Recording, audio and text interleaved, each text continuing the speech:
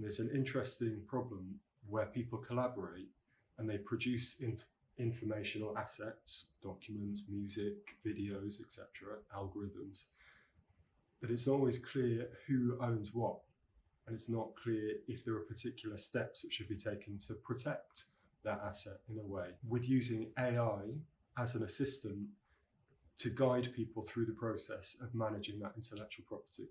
But a really exciting area is in the health research space, where the government is spending hundreds of millions of pounds to give access to researchers from universities and also from companies to the UK NHS produced health data.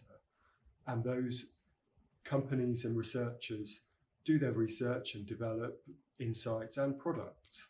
And then those products are owned by the companies. And the questions about who should own that intellectual property, or how should a group of stakeholders own that, is not always that straightforward. But if it's publicly funded health data, so mine and your and other people in the UK's health data, that is being used by companies to develop research and products, and if they make millions or billions and they've trained their AI on health data, maybe when they make more than 10 million, they should start paying some money back to the NHS. So there could be a future revenue share model. What's the value distribution? And IP is at the heart of that question of value distribution and access.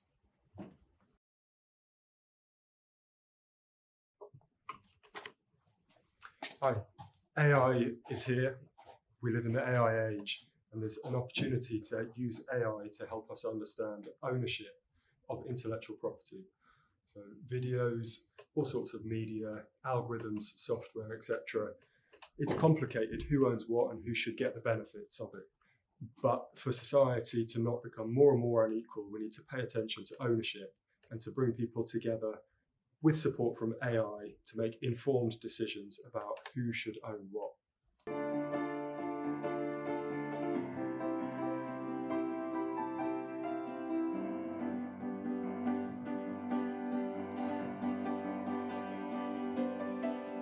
When people come into collaboration, then it's reasonable that if they contribute that they should get a benefit. And at the moment in health research, it's not totally guaranteed that all of the people contributing benefit.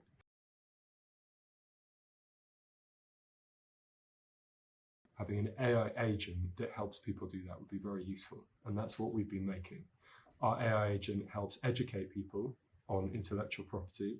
It helps guide them in the process of figuring out who should be attributed, so whose name should be associated with it and who should get the benefits, and helps people create the actual contracts if they're needed, and then helps create reports. So in health research, that the public and patients can be kept informed about what's happened with their health data.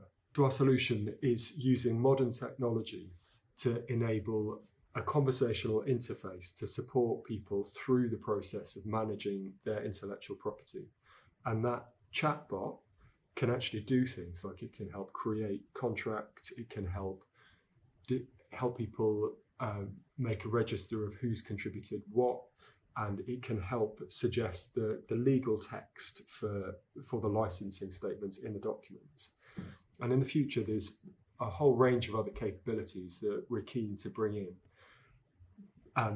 But for now, there's a core minimum viable product that can help people today with understanding and managing their intellectual property.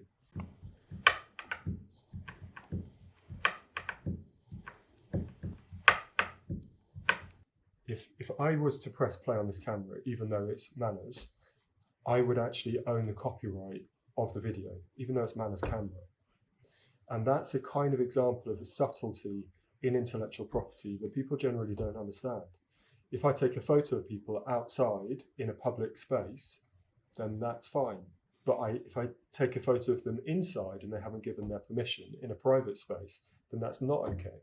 It's another example about the nuance in intellectual property that is really significant in deciding who gets value.